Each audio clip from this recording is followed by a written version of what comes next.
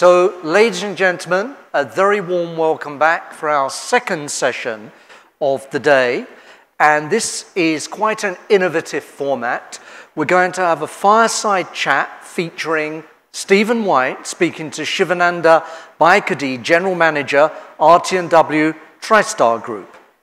Now, what are they going to talk about? They're going to talk about how Tristar Group is effectively managing its businesses and sharing insights into how to set best practice and high standards in the energy logistics sector.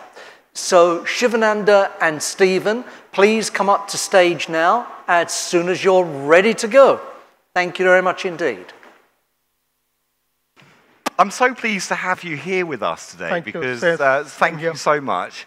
I think for the benefit of our audience who don't understand what Tristar does, it'd be great for you to just give a brief overview of what you do and what Tristar does. That'd be fantastic. Thank you. Thank you, Stephen, for having Tristar here today. So I'm sure you will not ask me difficult questions. No. So let's start with Tristar. So Tristar is an energy logistics company. We started about 25 years back in Dubai with 2 trucks. Today we are in 29 countries, and we own about 35 tanker vessels, and we are a $1 billion company. And we have done about 400 million kilometers in the last 6 or 7 years without any major road incident. So that speaks not even one. Our incredible, not even one. So incredible journey of Tristar. And you're operating across the GCC. So, I mean, I don't know if someone actually applauded them. I think that actually is worth an applause, actually, because I think that's fantastic. But, I mean, looking back, is this something that was easily done? Was this something that, that you managed to... has this taken a lot of work to get to this point? Because we all understand the challenges. We all understand how difficult this can be. So just give us an idea of that process. It's indeed, it's not easy journey. So journey has been very tough. I think you know about 20 or 25 years back, the situation around here, road transport.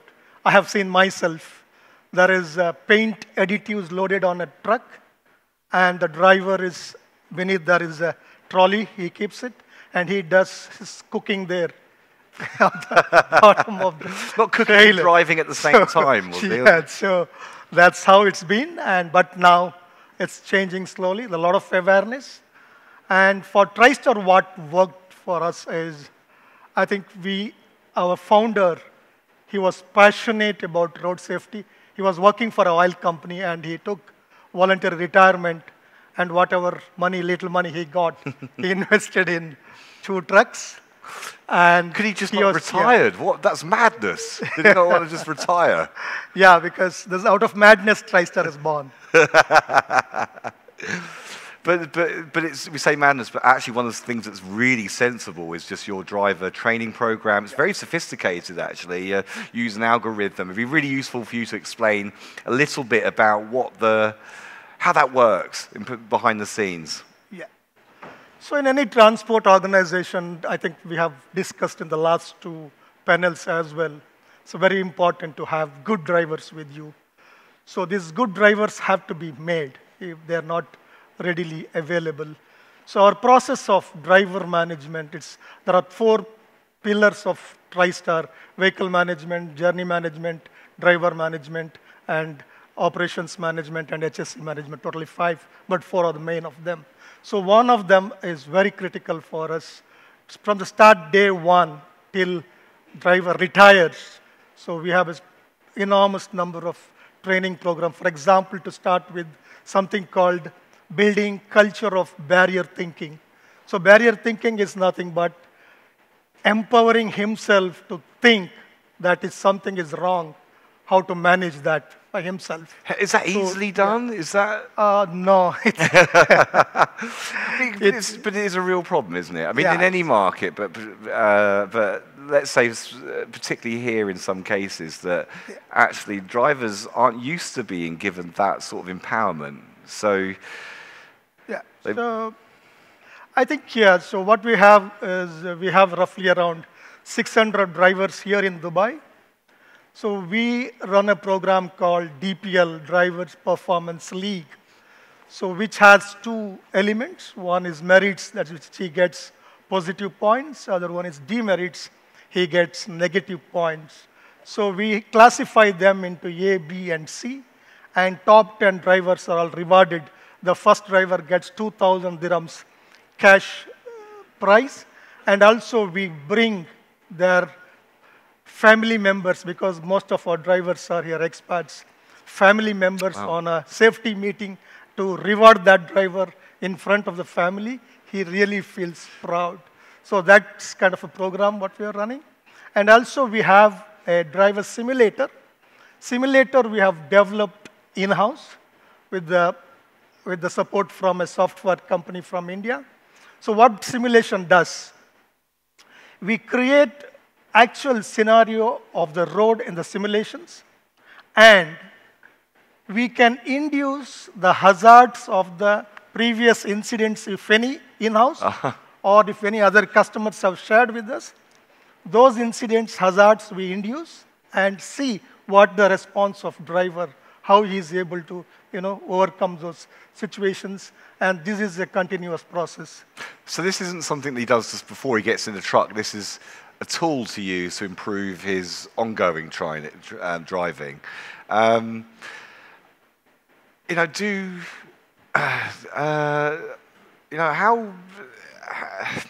enthusiastic are your drivers about these things? Because obviously all the time, whilst it's fantastic to get like a good incentive, are they enthusiastic, or is it the day that I have to go in a simulator, the day they take a sickie? What's the, that's a, how do you encourage them to sort of see this as something to make them make their jobs better? Yeah, the truth of the fact is that still you have bottom of the pyramid. So how you bring this bottom of the pyramid people to the class A, classification. But having said that, it's very important for us to have their hearts and minds. Yeah. So we need to work on their hearts and minds. That's very important. Maybe I can ask a couple of questions to the audience? Yeah. Okay. Okay. So how many of you here know that or don't know that we should not use mobile phones while driving? You can raise your hands. We all will close our eyes. Okay, we'll close our eyes. How many of you don't know that we should not use mobile phone while driving? Let's close our eyes and raise hands. Nobody will see us. But is this hands-free, or is this...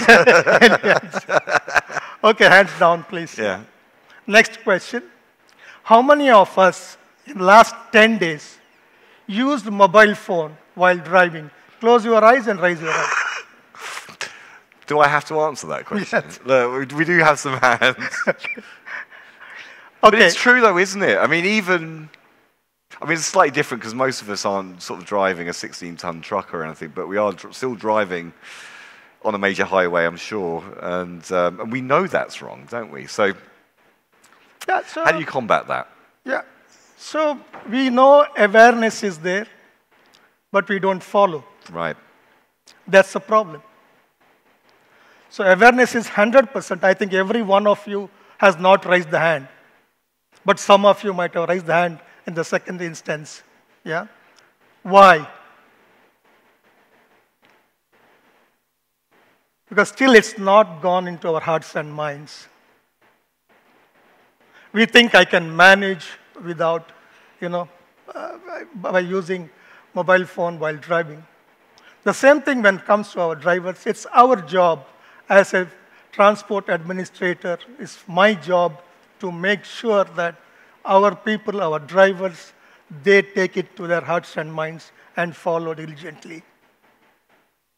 And can you think, when you look back on sort of some of the drivers that have taken this program, are there any that you can sort of, is there anybody particularly you think you saw the difference? You saw they came from a very low point, they were at the bottom of that pyramid, and did they get themselves up to up to the A? Unfortunately, we have to filter them out. Yeah.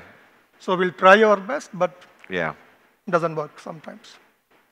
And then, so when you recruit, sort of how sort of soon, when someone's onboarded into the program, how quickly are they sort of given like access to this training program, and then launched into the simulator? How just give us an idea how that works. The recruitment process is stringent. So the basic requirement, first thing is they should have a minimum of 3 years experience in the GCC. Yeah. That's the first thing. And then there will be a road test. Yeah. They take a road test. And then once road test is passed, we have a simulation test. So in the simulation, we create hazards. Yeah. So what is his hazard perception? How is able to manage those hazards? We take care. And then very importantly, we have driver mentors. Right. And then there are some senior drivers. Yeah. So this driver has to understudy with him for 3 weeks minimum. 3 weeks minimum. Yeah. Only if that senior driver or driver mentor approves for him for independent charge, then only we give independent charge. And then in Tristar, this is 100%. Every Tristar driver is a third-party defensive driving trained. Yeah. So without that, he will not be able to drive Tristar trucks. Yeah. So that's how it goes. And then once he starts driving, then his DPL score, daily toolbox meetings. Every trip in the morning, if he starts, there is a 5 minutes trip briefing by the journey planner. And once the trip is closed, there is a closure meeting, what happens? In the first meeting, in the trip open meeting, journey plan gives his ideas and plan. And when the trip completes, driver gives its ideas and what happened, what went wrong, what went right. So they're reflecting on what they're doing. It's worth just reiterating. We're not just talking about a dozen drivers here. We're talking about hundreds of drivers. 2,000 plus drivers. 2,000 plus drivers. So, I mean, that's such a huge number in terms of resources. That must be in terms of your operations, the company. That's taking up a lot of time, but it's worth it, I assume. Yeah, it's really worth it because transport operations, it's all boils down to one single metric. Yeah. What is your cost per ton? Yeah. That's it. Yeah. So the vehicles, in the morning we are talking about vehicles, whether my vehicle or your vehicle or his vehicle. Yeah. Brand new vehicles, Scania, Iveco, everything is same. Everything it's just all just Scania, Iveco, and UD trucks. Yeah, so it's all boils down to how I use it. Yeah. How I use it. Yeah. So how I use it, that even really determines what's my cost per ton. Yeah. So that usage, it's driver, it's your maintenance pillar, HSC pillar. So if all these pillars are working properly to your whatever plan you have done, then automatically your cost per ton is as what you decide. And do you, in terms of sort of contracts that you guys sort of fulfilling, do those contracts actually stay? I mean, apart from obviously talk about the cost, but actually, do they actually ever sort of put any metrics there for safety? Is that something you just do internally, or is that so your customers are also asking you to reach certain safety standards? So what sort of standards would those be? We work with Total is one of our major customers for last 20 years. So like Total, we work with all global oil companies, all national oil companies, and chemical companies. So there is a very stringent requirement when it comes to safety and transport performance. Absolutely, if one incident, you are out of the contract. You're out of the contract. Yeah. So that's the level of strict enforcement. So luckily, we have never lost a single customer in the last 25 years. That's how that's how our operations. You must be really proud of that. Absolutely. Must be a major achievement. Absolutely. And have you talked about that? Have you seen any competition where that's actually happened, where they've lost contracts? Does that happen in the industry? Have you seen some horror stories there? Yeah. So there is. I don't know whether you remember. About 10 years back, there was one oil tanker rollover in Al-Khail Road. Yeah. And it was burning and bridge burnt. And they badly lost that contract, and even today they could not get that customer back. So I mean, apart from everything else, there's obviously the business side of that, but obviously the risk as well to other road users and that driver as well. And if you want to take another incident of Pakistan where you can't even imagine one road accident can kill 250 people. Wow. 250 people have been killed in one incident. So that's gone. That company is closed forever. Yeah. So you can't come up. What would you say? I mean, obviously, I guess we can apply some of this thinking from the oil and gas industry to general logistics and all sorts of other fleet scenarios. I mean, what would you say the advice that you would give in terms of other companies that want to achieve the sort of accident record or not accident record that you're doing? What sort of advice? What are the things they should prioritize? Because obviously sometimes it's difficult when you're in the middle of a fleet operation, everything's busy, cost is a factor and time is a factor. So what would you say the priorities are? It's very simple. I mean, there's nothing big, anything great about it. It's just doing the sense of purpose. So it's any business, whether transport or any other business operations, with a sense of purpose. And if you're really passionate about what you are doing, automatically things will fall in place. And your people, you are able to motivate your people, empower people. We have something called, a very important point, stop work card. So generally, stop work card, I think it has come into play from last few years now. But Tristar had stop work card 20 years back.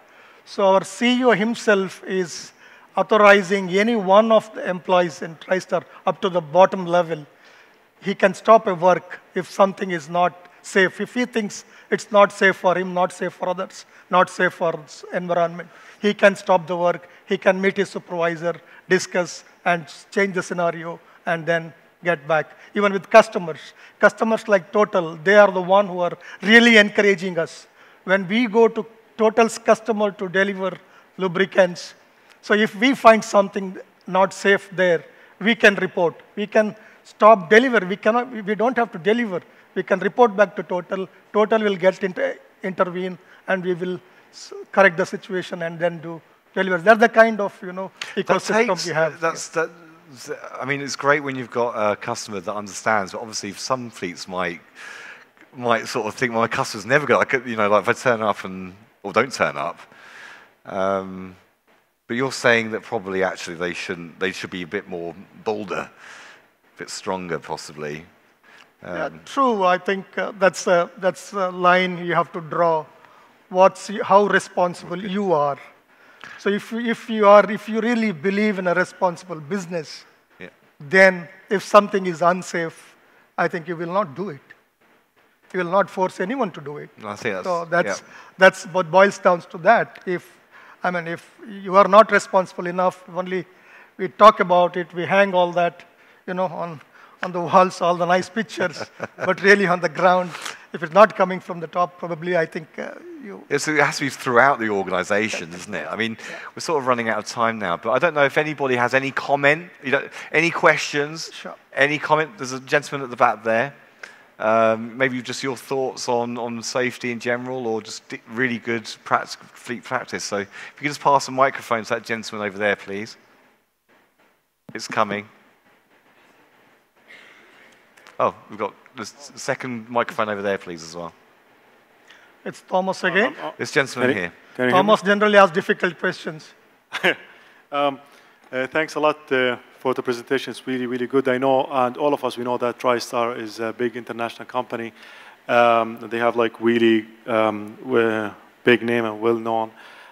Just one question directly related to the turnover of the drivers in the logistics industry. You're shaking your head. You know what's coming. I mean, in the past 10 years, I visited too many customers in the GCC region. And we discussed this in the morning. The companies are really, I would say, bleeding money when it comes to the investment they put on the driver, on the trainings, on the software, on the follow-up, on the tracking, and the pushing. And at the same time, they have target, they have customers on the other hand, they need to achieve.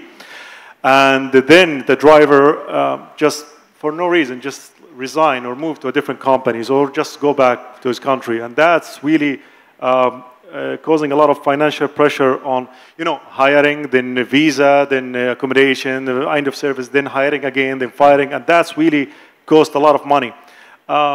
it's really nice to talk about education of the drivers of the system, but in reality, it's really a lot of money. And are the companies right now in the GCC, they left alone by themselves to take care of this kind of, I would say, law or system or structure to do it individually? Or do you recommend and see that there is a need from the law and the government to have a clear, clear regulations to help them and boost certain areas, like, for example, a driver driving for 15 hours or 16 hours, and nobody's like monitoring that. And the safety is not only about the driver. Of course, safety of the driver is really important, but the problem with the trucks is the safety of others. It's really on the line when the driver is losing focus or concentration. Well, there's a number of things there. One is obviously, the first one would be, I guess, is it worth the investment if potentially that individual might leave? And then the other side of that is actually, you know, should there be better regulation in place in terms of limiting to manage driver working hours? Yeah. Okay.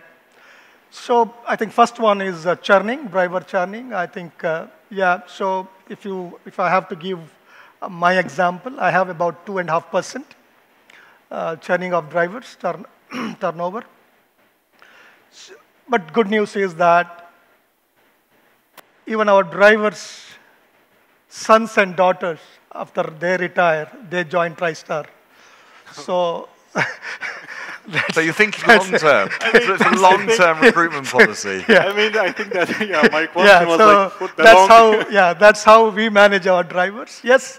It's very difficult once you spend so much of time, money, effort, make one just a licensed driver to a real professional driver, and then he leaves you. It's really, really painful.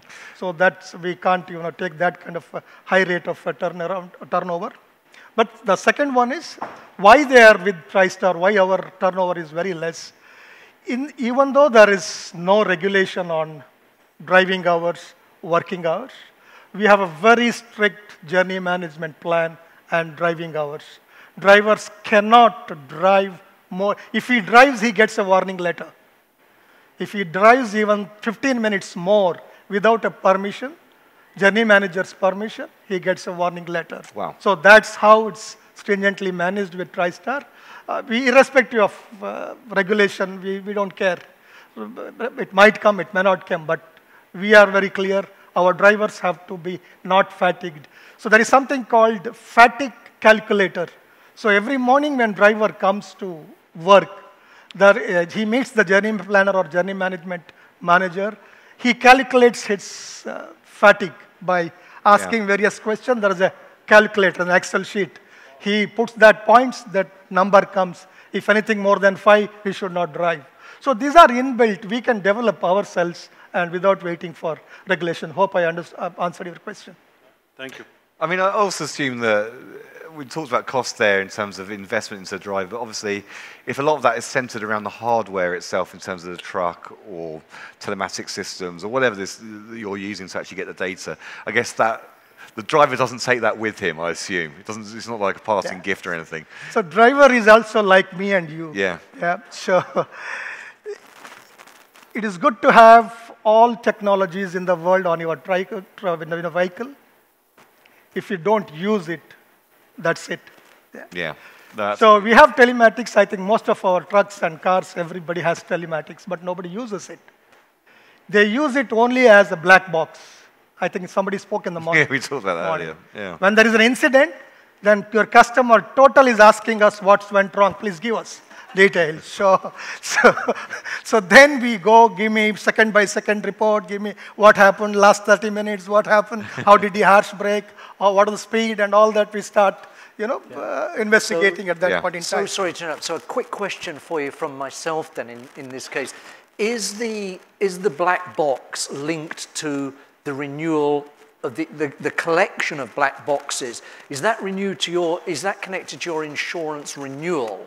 Because there was a time 5 or 6 years ago when many of the big insurers, the RSAs, the Zurichs and so on, farmers in America and Northern Europe, were saying that, you know, we will only give you a certain reduction on your premium if the collective data from your black boxes, however many may be in circulation, reaches certain KPIs. Is that the case with yourselves? No, here it's not that, it's not there. But what you can negotiate with your insurance company based on your claim history. Otherwise, no. You must have a pretty good rate. With black box. Your excess must be quite low, considering no major instances in 25 years. Any more questions? I did see some other hands. That gentleman over there. Yeah, Shiva, first of all, I know Tristar. Easy question, please. 25. Well, I know Tristar for 25 years, and they started the company. That's why I'm worried. Yeah, I mean, they have set a pretty high standard for safety, and we can see from what Shiva tells us, it's really a people management company where they look at people first rather than the business. My question really is this sounds expensive, and does that, and it obviously adds to your cost line. How is that perceived to your customer? Because you're obviously competing in a very competitive market. Your competition probably, I'm not sure whether they do the same thing. I mean, when I come to your office, you can see safety everywhere. The boards are everywhere. I mean, it's really at that level. I do not see it from your competitors.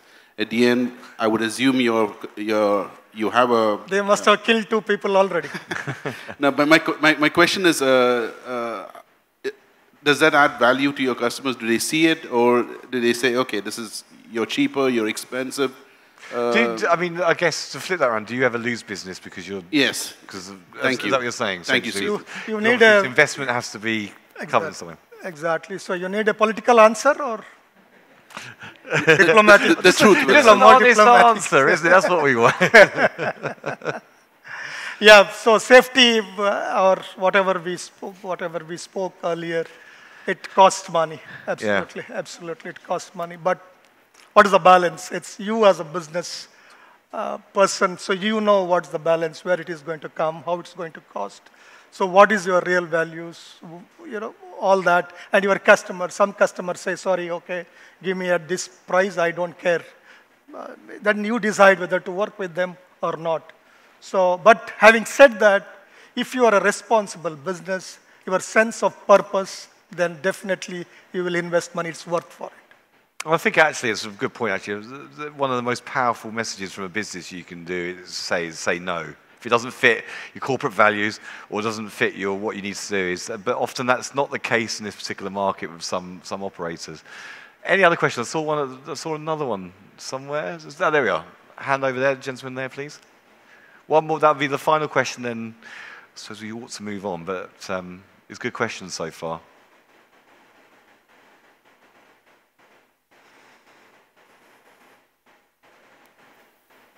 Sir, I know that we are working for you, and you know, have you paid everybody to come here today? At the end of the day, I think you put the good indicator to take care of the safety for the drivers, not to drive more than particular kilometers or particular hours. In the same way, like other pillar for the safety is the infrastructure, like vehicle itself. And you have been the example for the many fleet operators to keep the vehicle in good condition, using the genuine parts and taking the services from the vehicle manufacturer. That is going well. But some fleet operator says it will be very expensive. They will be looking into the short term, saying that non-genuine parts is much, much cheaper, but they will not count or they will not look for the long-term sustainability and the efficiency. What will be your advice for those operators? I don't know. I can't advise for those business people or business houses. I can only say for myself what we do at Tristar. So for us, safety is top priority. By having no incidents, by having not killed anyone, so that has given us enough power to operate. So that's that's the key. That's the strength for me and Tristar and our owners. Yeah. So I can't say anything about if somebody is, like we said in the morning, we use only good tires for getting the vehicle past, and then same old story. If the tire blasts, so if we drive during that time in a car, you have an accident and then it's gone. So I can't say anything about those people. It is difficult though, because obviously, particularly in a challenging market that we saw a couple of years ago, maybe some fleets that would aspire for those sorts of standards maybe fell short of those standards because they obviously need to keep operating. It was very tough. Exactly. It's tough enough already. But would you basically say that don't do that? Don't try and... Absolutely. Yeah. Absolutely. It's not worth it. Yeah. Because you could do that. You could sort of just go for the aftermarket. You could go for... But that's a deliberate strategy from Tristar in terms of making sure... Yeah. Yeah. You don't do that. That's good. Well, thank you very much indeed, Thank gentlemen. you. Please, huge round of applause for Shivananda and Stephen. Thank you. Thank you.